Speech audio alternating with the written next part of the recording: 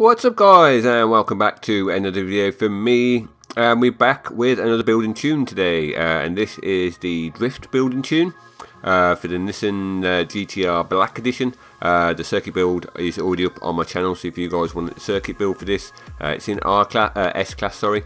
You can go and grab that, but this is going to be the drift building tune for this video. I want to say thank you to everybody that commented on that video and gave me some feedback on how the layout of it was. I did try and change things around a little bit, try something new, see what your reaction was, see what you liked from it, see what you liked from the old ones, and hopefully I can take that and take it forward and hopefully give you the content that you guys want and enjoy the most. So this one is going to be slightly different than the Dark Knight video. I'm going to go over the builds and tune for it as normal. Then I'm going to run a lap, try and do some decent drifting, although my drifting skills are not the best. I will admit that straight away. I'm still pretty new to drifting, but I am enjoying it a lot more than I thought I would. It is kind of cool to try and tune a car to drift around corners as opposed to grip as much as it can, but it is fun and I am enjoying it quite a lot. So I'm going to try and do, or will be doing, a circuit build and a drift build for each car that I release from now on. So I'm going to do the building tune, then the lap, and then at the end of the video I'll do a list of all the builds and all the parts and the tune that I've used for this car. So if you guys want to follow it, hopefully at the end of the video you can just pause it and just flick it through bit by bit, as opposed to stopping on every single part that I use. So hopefully that should be a lot easier for you guys to follow when you're actually building this car yourself. So we're going to have a look at the car, the beast that it is, and we'll have a look at the upgrades first of all. Now it's R889 and we are currently running 919 horsepower in this beast. It's got 750 pound-foot of torque. It is a bit fat though. It does weigh 3,262 pounds, so it is slightly weighty. Now to get that up to 919 horsepower, basically if we have a look at conversions, if I can move it across to the correct one. The conversions wise on the engine, we left it stock. We didn't put that one in because that drops the PI down quite a bit and you get pretty low horsepower in it, which is not what I wanted for this car. I wanted something that was quite high horsepower and quite powerful. So we've gone with a stock engine swap in it, and for this one I have also left it four-wheel drive. I know I'm probably offending the drift community somewhat by leaving it four-wheel drive. I don't know what the feelings are, four-wheel drive versus rear-wheel drive, but my circuit build was rear-wheel drive, so I wanted to do something different with my drift build, and I also haven't done a all-wheel drive drift build yet as well, so I wanted to try that. So with that we've left it all-wheel drive. Then if we have a look at the engine parts, I'll quickly scan through some of these because to get to the 919 horsepower it is, you do have to add pretty much every engine upgrade there is. So engine wise, this car is pretty much maxed out. It's got acceleration of 10, speed of 8.1, although we won't be using that round bends. We won't be speeding around them that fast hopefully. We've added the flywheel. I don't usually add these on my circuit builds, but for these I just wanted the extra power. So we've gone with the race oil and cooling and race intercooler as well. I just wish on Forza it actually showed you the race intercooler as opposed to just leaving it stock.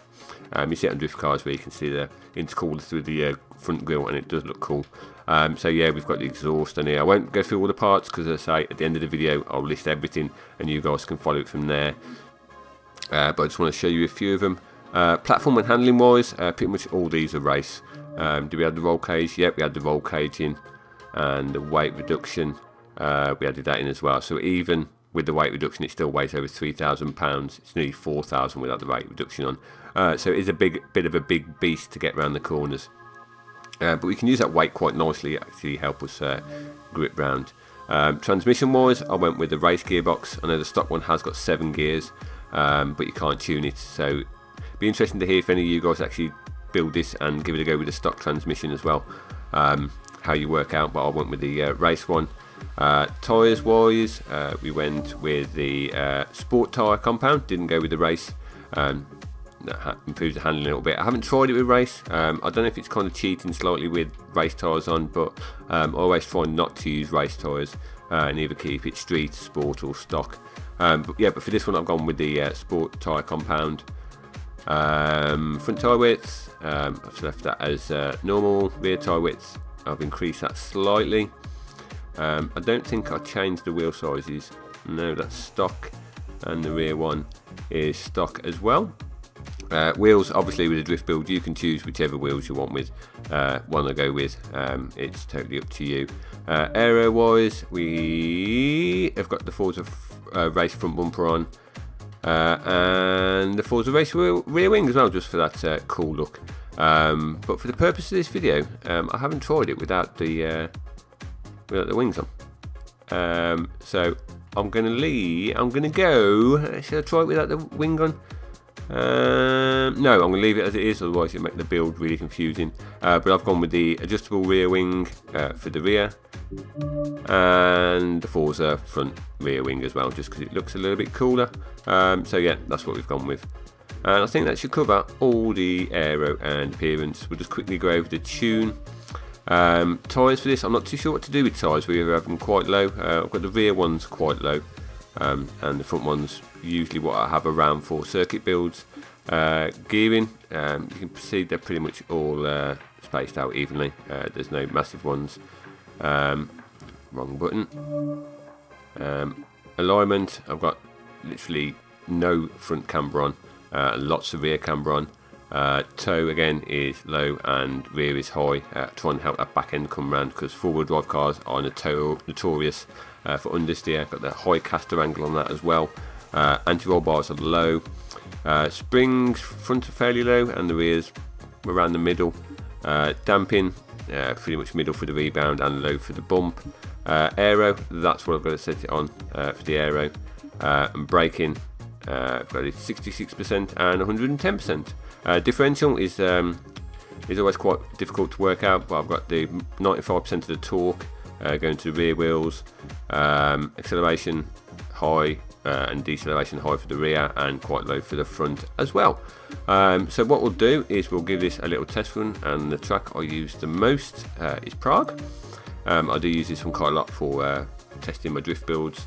I do struggle on quite a few of the tracks. I use this, Bernese Alps, Catalonia National as well. I find it's quite interesting to drift around for me. But yeah, on a lot of the other tracks I do struggle. I just haven't done them enough to be able to drift properly around them.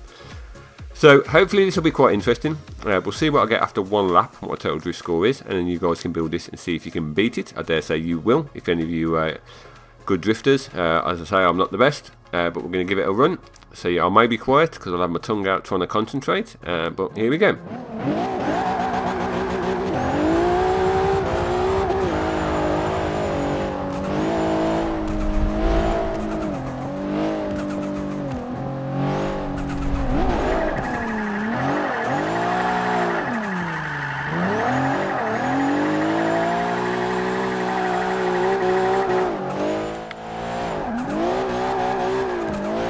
For some reason you can't actually get any drift score off these corners. I'm not too sure why, but yeah, you don't get any points for them ones.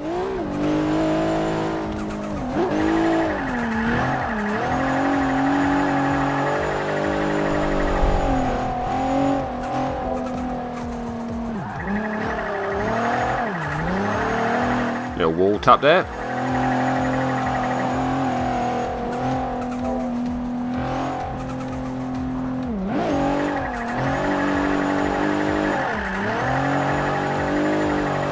It's getting a lot better than I thought it would. I thought it'll at least spin out a few times so far. This is my favourite corner coming up.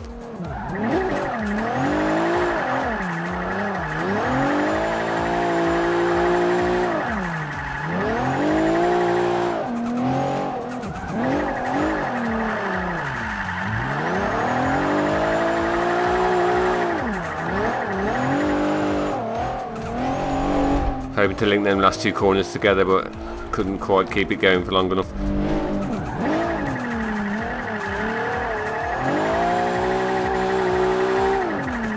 Oh, close that wall.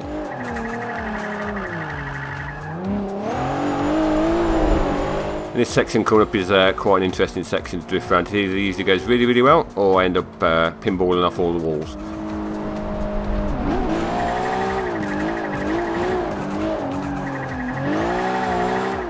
Could have. Oh, and that's the back end gone on that bit. Yeah, pinballing. First bit of drift wasn't the best. Didn't get as quite sideways as I would have hoped. But overall, I don't think this lap's gone too bad for me. It's probably one of my better laps.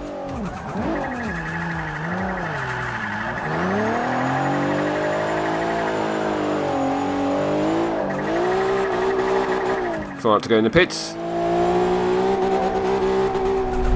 And there we go, one lap, 46,288. So if any of you build this car and want to give it a go, then that will be your target to beat. See if you can beat me, 46,288. So we'll just quickly quit out of that. We'll go back to the lobby. Yeah, so that was a quick overview of the building tune for this car. A quick little one lap session so you guys can kind of see how it handles. I'm sure there's a lot better drifters out there than me that could do a lot better with this car, but at least you've got a little target to aim for now. So if you do beat me, just let me know in the comments below how you found the car and what score you get, and then I will try my best to try and beat that as well. So there you go, guys. I'm going to leave you with the building tune for this car in full now, so I'll list all the parts and the tune settings as well, so you guys can just pause it on there. It'll probably be in about 3 or 4 screens, so it'll hopefully be a lot easier for you guys to follow. And there you go, guys. Hope you enjoyed. Until my next video, I'll see you all soon.